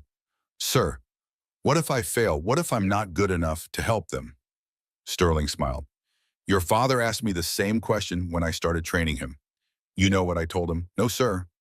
I told him that the best teachers are the ones who doubt themselves, because doubt means you're thinking, questioning, refusing to accept easy answers. Arrogance makes you rigid. Doubt makes you flexible. And flexibility is what keeps you alive. He gestured at the rifle. Now shoot again, 1,200 yards this time. Show me you remember what I taught you. She shot at 1,200 yards, at 1,300, at 1,400, the absolute edge of the Barrett's capability. Each shot was a meditation, a conversation between her and the rifle, between her and the wind, between her and the ghost of her father, watching from whatever place warriors go when they die. By the time the sun began to set, painting the California coast in shades of gold and crimson, she'd fired 200 rounds. Her shoulder ached, her eyes strained from hours behind the scope. But every shot had found its mark. Sterling watched her clean the rifle with the careful attention her father had taught her. You've made your decision, haven't you? Yes, sir. And I'm in. I'll join the PMU. I'll train the next class. I'll pass on what Dad taught me, what you taught me, what Yemen taught me. She looked up at him. But on one condition. Name it. I want to establish a scholarship, in my father's name, for female candidates who want to join special operations but face financial barriers. I want to make sure the next generation has opportunities we didn't. Sterling's weathered face softened. Maxwell would love that. What would you call it? The Ashford Initiative, for women who refuse to accept limitations, who understand that size is irrelevant when you have skill and heart. Consider it done. I'll make calls, find donors. By the time the PMU starts training, the Ashford Initiative will be real. Sterling extended his hand. Welcome to the unit, Captain Ashford. Sir, I'm a lieutenant. Not anymore. Your promotion came through this morning, retroactive to the day of the Yemen operation. Turns out rescuing 8 SEALs and eliminating 4 enemy snipers in a single night is promotable. He grinned. Don't let it go to your head. Kira shook his hand, feeling the weight of new responsibility settling on her shoulders. Captain, instructor, role model, legacy bearer. It was terrifying. And exactly right. 6 months later, PMU graduation ceremony. 2 weeks before graduation, the weight of choice. Kira stood alone on the beach long after the training day ended. The sun had set an hour ago. Stars filled the sky, the same stars that had watched over Yemen, over her father's last mission, over every warrior who'd ever made an impossible choice. She pulled out her father's notebook, flipped to the page she'd written after training her first class, read her own words. "I'm scared, Dad. Scared I'll fail these candidates." But she hadn't failed them. Thorne had made the shot. All 5 graduates were ready. The program was a success, so why did she still feel empty? Footsteps in the sand. Morrison appeared from the darkness, walking slowly, his legs still bothering him from Yemen. "Thought I'd find you here." He sat beside her on the sand. "You're thinking about the men you killed?" It wasn't a question. 12 confirmed, Kira said quietly. In Yemen, 12 human beings who woke up that morning not knowing it was their last day. 12 families who lost someone because of me.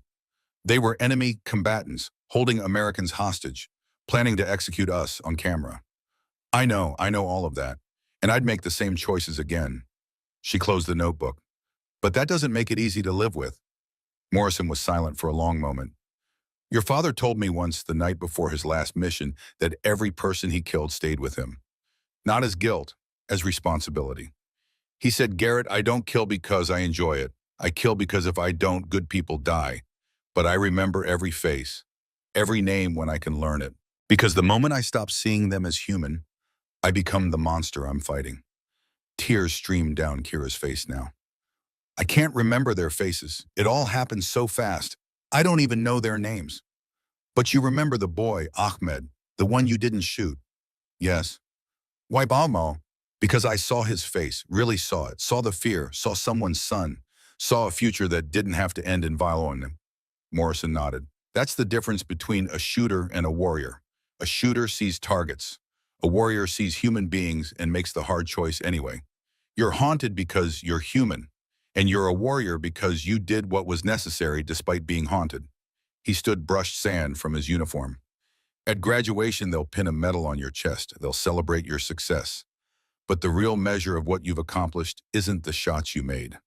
It's the boy you didn't shoot, the judgment you showed, the warriors you've trained to think before they pull the trigger." He started to walk away, then stopped. "Your father carried his ghost until the day he died, but he also carried hope. Hope that the next generation would be wiser, more careful, more humane. You're that hope, Kira. Don't waste it by drowning in regret." Then he was gone. Kira sat alone for another hour, thought about Yemen, about Al-Madani, about the guards she'd killed, about Ahmed who she'd spared, about Thorne making the impossible shot, about 5 warriors ready to carry the Ashford legacy forward. She thought about her father, about Maxwell Ashford, who'd carried his ghost with honor, who'd made impossible choices and lived with the consequences, who'd died saving the man who just walked away. She understood now. The weight wouldn't get lighter, the faces wouldn't fade, the choices would always haunt her. But that was the price of being a warrior. Not the shooting, the living afterward. She opened the notebook one last time, wrote a final entry, "And then I understand now why you told Morrison I was special. Not because I can shoot, but because I understand that every shot has consequences that last forever. I've killed 12 people, saved 8, spared 1 boy who might grow up to choose peace. I'm haunted, I'm scared, I'm uncertain, but I'm also proud. Proud of what we've built, proud of the warriors carrying your legacy forward, proud that I chose judgment over easy violence. You once said, the moment I stop seeing them as human, I become the monster I'm fighting. I see them, Dad. All of them. The ones I killed and the ones I saved. And I'll carry them all the way you carried yours. With honor. With regret. With the hope that someday warriors like me won't be needed anymore. But until that day comes, I'll do what you taught me. I'll make the hard choices. I'll pull the trigger when I must. And I'll remember every face. Because that's what Ashfords do. Your daughter forever changed but not broken, Kira." She closed the notebook, stood, looked out at the ocean one last time. Tomorrow graduation, tomorrow celebration, tomorrow the future. But tonight she mourned, for the men she'd killed, for the innocence she'd lost, for the weight she'd carry forever. And she made peace with it, because being her father's daughter meant carrying light into dark places, even when the darkness lived inside her too. The ceremony was held on the Coronado Beach at sunset. 200 guests, military personnel, families, dignitaries. The 5 PMU graduates stood in dress uniform, their faces weathered by 6 months of brutal training, their eyes carrying the calm certainty of warriors who'd been tested and proven. Sterling stood at the podium. Ladies and gentlemen, we gather today to celebrate the first graduating class of the Precision Marksman Unit. These 5 warriors represent the future of precision warfare operators who combine extraordinary marksmanship with sound judgment, who understand that the most important decision is often choosing not to shoot. He called each graduate forward, presented them with their PMU insignia, a modified trident with a crosshair at its center, symbolizing the marriage of SEAL tradition and sniper precision. Lieutenant Thorne Beckett, Sergeant Bryn Calloway, Lieutenant Vaughn Mercer, Corporal Sloan Hartley, Sergeant Rowan Cross. When all 5 had received their insignia, Sterling spoke again. This program exists because one warrior proved that size, gender, and conventional wisdom are irrelevant when faced with skill, courage, and judgment. Captain Kira Ashford, please join me. Kira walked to the podium. In the audience, she saw her mother, tears streaming down her face. Saw Morrison standing at attention, pride evident in his bearing. Saw Dalton and Bryn from the Yemen team smiling. Sterling held up a medal, the Maxwell Ashford Distinguished Service Award, established to honor snipers who demonstrate exceptional marksmanship, sound judgment, and unwavering commitment to protecting innocent life. The first recipient is the woman who established this award and embodies its principles, Captain Kira Ashford. He pinned the medal to her uniform. The audience erupted in applause. Morrison approached carrying a long case. He opened it, revealing a rifle. But not just any rifle, a custom M40A3 perfectly maintained with specific modifications that Kira recognized immediately. "This belonged to your father," Morrison said, his voice thick with emotion. "I've kept it for 12 years, waiting for someone worthy to carry it forward. I believe that person is you."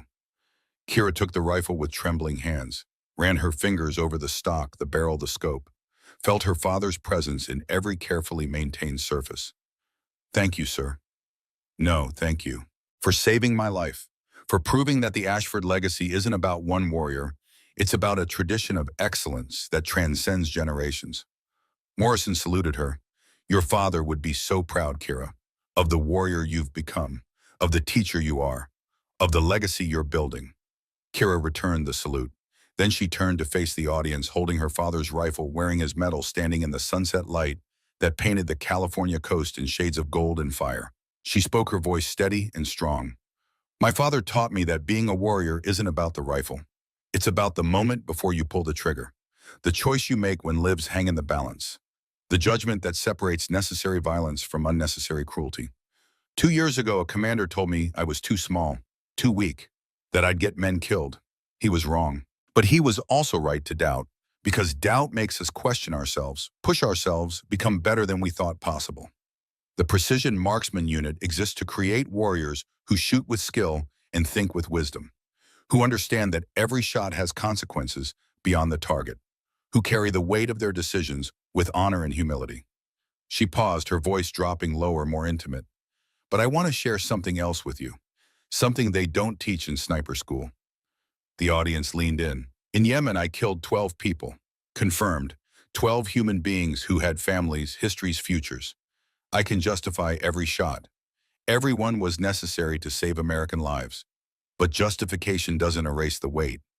Morrison's eyes widened. This wasn't in the prepared speech. "I'm haunted by their faces. I wake up some nights seeing them. And I've learned that's not weakness, that's humanity. The day we stop feeling the weight of our choices is the day we become the monsters we fight." She looked at the 5 graduates. "You'll make impossible shots, you'll save lives, and you'll also end them. That's the burden of precision warfare, not just the shooting, the living afterward." Thorne's face was serious now, understanding. "My father taught me remember every face, carry every choice. Because the moment you stop seeing them as human, you've lost the war that matters most, the war for your own soul." She held up her father's rifle one final time. "This weapon is power. Use it wisely. Use it reluctantly. Use it only when no other option exists. And when you do use it, remember, you're not just taking a shot. You're taking responsibility for everything that follows." The beach was silent. Even the ocean seemed to quiet. To the next generation of snipers, the women and men who'll carry this tradition forward, remember, you are the inheritors of a legacy built by warriors who refused to accept limitations, who made impossible shots under impossible conditions, who chose judgment over aggression, wisdom over recklessness, protection over destruction. She held up her father's rifle. This weapon he has saved countless lives, has ended threats and preserved innocence.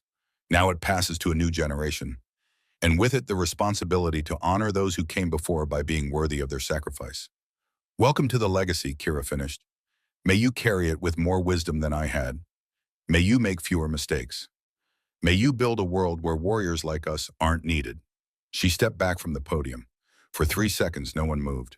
Then Morrison started clapping, slowly, deliberately, then Sterling, then Helen, then every warrior, every family member, every dignitary. The applause wasn't celebration. It was acknowledgement. Recognition that they'd witnessed something rare, a warrior who understood that the real battle wasn't on the battlefield. It was in the mirror every morning after. The sun touched the horizon, painting the sky in violent beauty. The ceremony concluded with a 21-gun salute, the ancient tradition of honoring warriors who'd served with distinction. As the final shot echoed across the beach, Kira closed her eyes and felt her father's presence, felt his pride, felt his love reaching across death to remind her that she'd done something impossible. She'd taken rejection and turned it into validation, taken doubt and forged it into certainty, taken her father's legacy and built something new from its foundation. The Ashford tradition didn't end with Maxwell's death. It had only just begun. And as Kira walked from the ceremony, her father's rifle in her hands, surrounded by warriors she'd trained and warriors she'd saved, she understood finally what it meant to be her father's daughter. It meant carrying light into dark places, making impossible shots when necessary, choosing wisdom over violence when possible, and building a future where warriors shot not out of hatred, but out of love for those they protected. The sun set, the ceremony ended, the warriors dispersed to their futures, but the legacy continued. Generation to generation, Ashford to Ashford, from father to daughter to all who would follow, and somewhere Maxwell Ashford smiled. His daughter had not just matched his legend, she had surpassed it.